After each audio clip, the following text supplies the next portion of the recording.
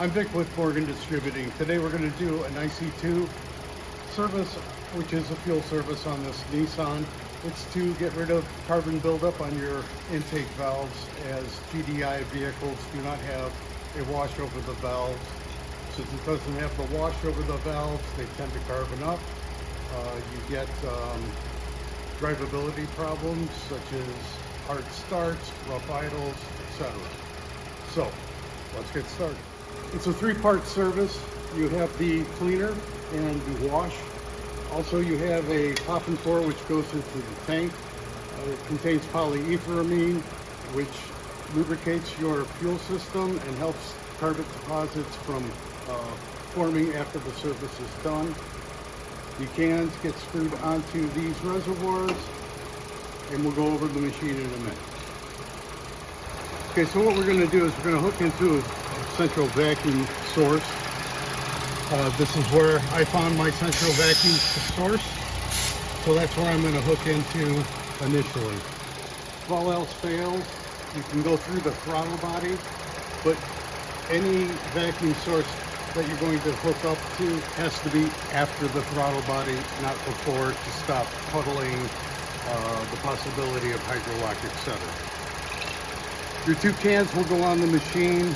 The red can will always contain a nozzle for your S-tool. I recommend that you replace it every time, as these have a tendency to clog. So we're going to hook up put it on the battery connection.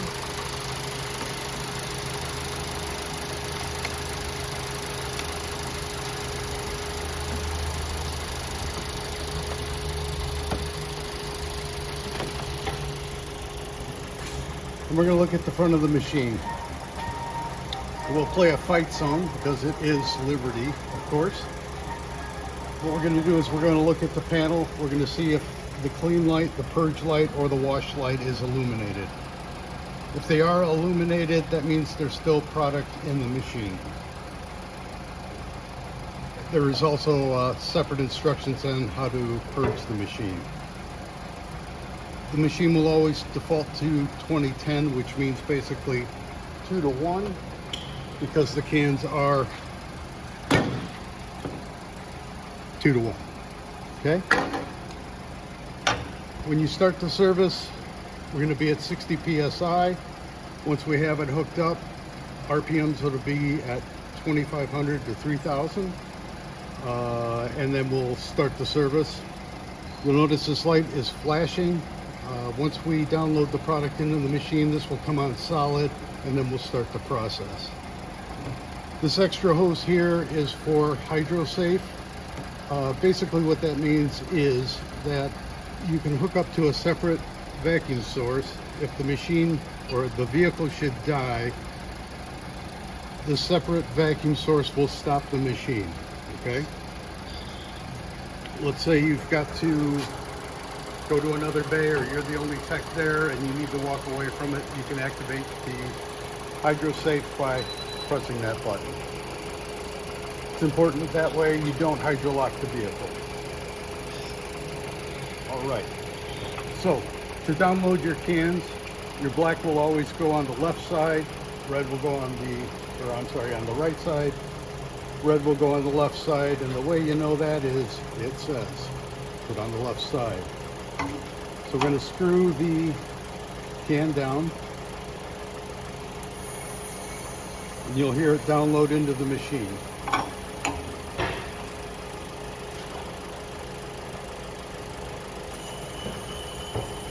You'll also notice that the clean light will come on, the purge light will come on, and the wash light will come on. I also have to tell you that the machine or the vehicle has to be up to operating temperature for the product to be optimal. It works through thermal shock. If you've ever taken a piece of glass, gotten it very hot, threw cold water on it, it explodes, and that's basically how we're getting rid of the carbon. The wash can is a surfactant, which means there's an element of water in it.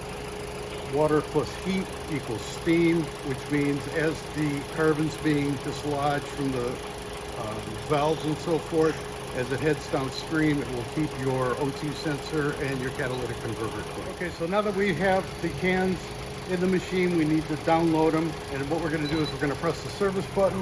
We're going to hold it down until the loons stop singing, and this light will come on solid. So once that is done, the light will come on solid. We're going to plug in the shop air. Make sure we're at 60 psi. And we'll get the car to 2,500, 3,000 RPMs to start the adapters. You've got a cone adapter, which is your male. You have the female. That way you can hook into virtually any vacuum hose. The S tool will insert into here. That way you can monitor the flow and the pulsation as the product's introduced.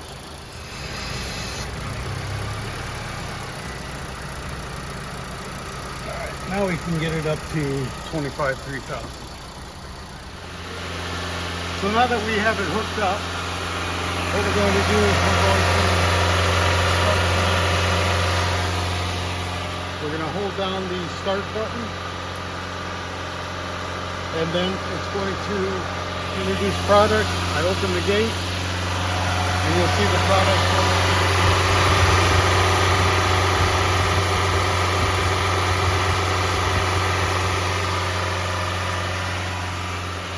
So after the service is complete, we'll put everything back together. We'll need to take the vehicle for a drive. In the drive, at first you don't take any sharp corners or step on it. That way, in case there's any puddling, you don't hydrolock the vehicle.